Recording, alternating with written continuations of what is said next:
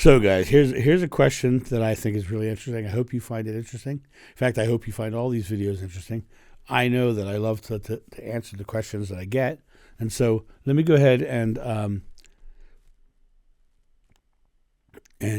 I think you'll find this interesting. So, John, are your memories of your interactions with Jesus in Aramaic, and if so, how do you know the translation? It is a great question.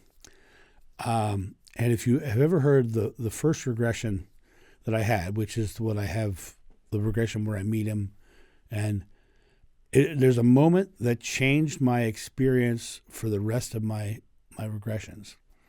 It was the moment of right after I got there, I turned over and I looked, and my father was standing beside me. His name was Zebedee, right? And he was standing there. And he turned to talk to me, and I could not understand him. And I was like, I don't understand him. I don't understand him.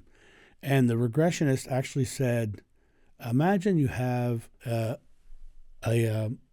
horn next to your ear, and you can hear him. And it was interesting because what happened was she thought I just couldn't hear him because he was quiet. I couldn't hear him because he was speaking a different language, and it was very, I couldn't. I was like standing here looking at somebody who was speaking a foreign language, and I had no idea what they were saying. But when she took me in hypnosis to that horn in my ear, it was as if this thing translated the words, and all of my regressions after that were in English.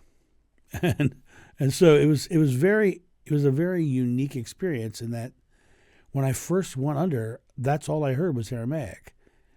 But when she gave me this device, it changed the language for the rest of the times I've had regressions. It gives me that whole new experience, and I'm so grateful because I wouldn't know the things that I know or have my personal truths without that having happened in that very, very first regression. And if you ever hear the regression, which it's on my website, you hear that moment where I literally have the language translated for me right there in the hypnosis. So fascinating.